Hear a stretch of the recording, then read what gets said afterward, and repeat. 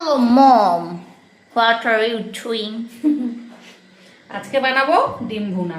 এখানে লবণ হলুদ দিয়ে দিয়েছি, ডিমগুলো একটু হাত দিয়ে মানে কুসুমগুলো বেরিয়ে যাবে, না হলে একটু একটু আলতো আলতো করে নিলাম। ডিমগুলো এবার উপর করে দেবো, না হলে ডিম বেরিয়ে যাবে। ডিমগুলো বেরিয়ে যাবে, সবগুলো একসাথে ভাজবো না, আলাদা আলাদা করে ভাজবো। এভাবে সবগুলো ডিম ভেজে নেব।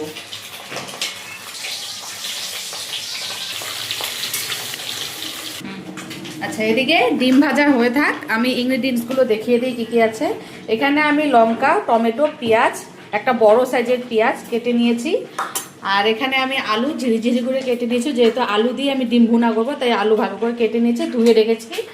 আর এখানে মশলার মধ্যে আমি টমেটো, জিরা, আদা আর দুটো এলাচ দিয়ে দিয়েছি, এটা পেস্ট করে নেব।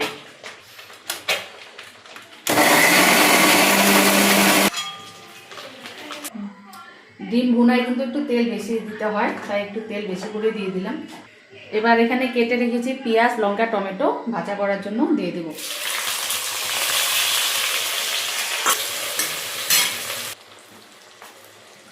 পেঁয়াজ টমেটোগুলো ভাজা হয়ে গেছে, এবার আলুগুলো দিয়ে দিলাম। এবার স্বাদ অনুযায়ী লবণ দিয়ে দিলাম। এবার দিয়ে দিলাম হলুদ। এবার সিদ্ধ হবার জন্য ঢেকে রাখবো।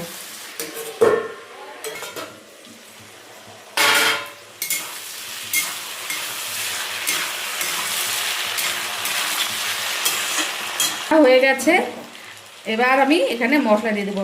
আলুটা কিন্তু সম্পূর্ণ ভাজা করব না, অল্প অল্প ভাজা করে নিতে হবে। মশলা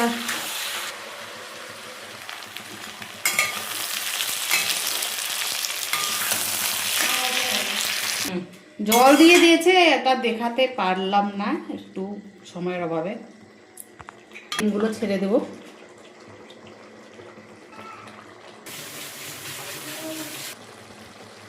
আমার ডিম ভুনা হয়ে গেছে, এবার একটু ধনে পাতা দিয়ে দিলাম।